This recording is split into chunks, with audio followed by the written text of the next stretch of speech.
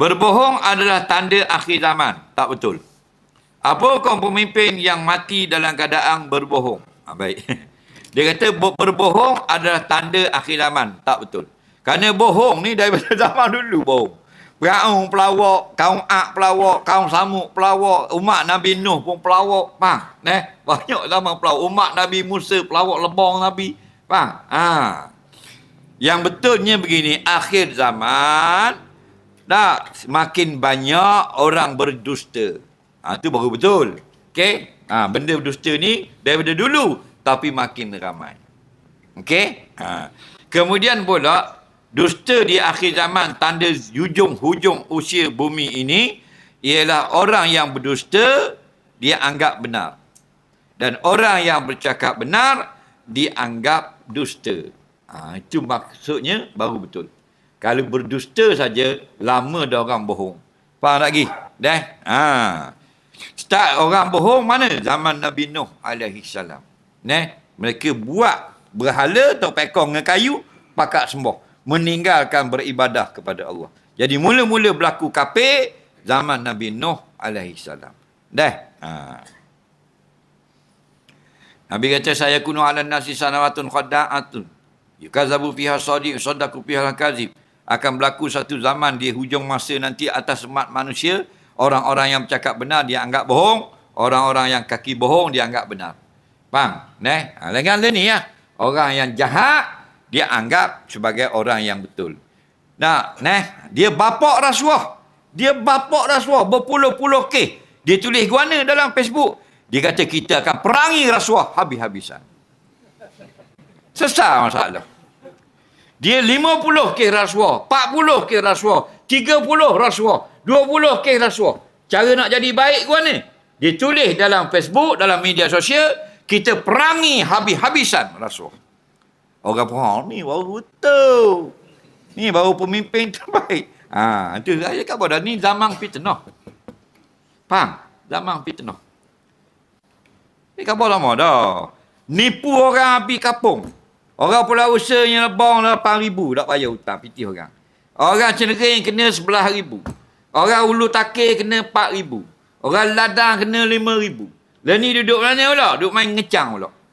Dia main lek ngecang pula. Pakai lari-lari gitu lah. Bila orang pakak duk bunyi lebong pitih orang, sindir-sindir ke dia, dia buat kan ni? Dia tulis dalam Facebook, Allah bersama orang yang benar.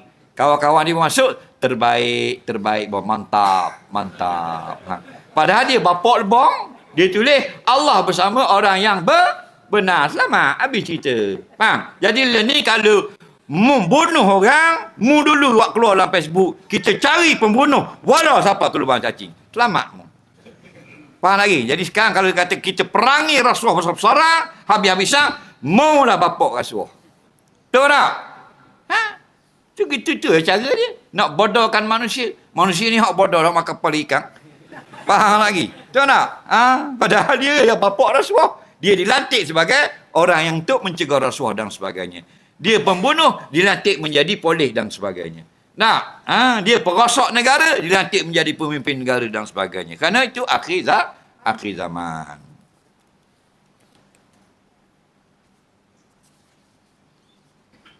Kita tak mayang. Memang tak mayang 5 waktu. Faham lagi? Kita tulis dalam Facebook, jangan berani tinggal solat seumur hidup. Orang tulis benda, mantap bro. Betul tak? Tu cara dia. Jadi kita tak semayang 50 tahun tu selamat lagi. Selamat dah di mata manusia. Dengan satu caption saja. Betul tak? Jangan berani meninggalkan solat. Dia daripada kecil tak semayang. Tu akhir zaman lah ni. Faham? Rupuan hak jenis tak jaga anak. Tak tahu anak mandi ke tidak. Tak pandai nak nanakkan anak. Anak tinggi kena masak nasi. Dia tulis ke mana? Dia ambil gambar dia nanak nasi. Dia ambil. Kasih sayang ibu terhadap anak-anak. Orang kata terbaik. Anak kunci surga. Faham lagi? Padahal mak tu jahat kali. Tu akhir zaman. Guna media sosial. Betul tak? Hutang orang kat Jota dah ada. Allah bersama orang yang benar. Kita tertipu kita. Lepas tu kalau kita menjadi pemimpin mati dalam keadaan berbohong, hadis sahih, go to hell, dalam api neraka. Fahuwa finnar. Nak dia dalam api neraka. Mana-mana orang yang Allah beri kuasa menjadi pemimpin, dia berbohong atas rakyatnya, maka dia dalam neraka. Fahuwa finnar, dalam api neraka.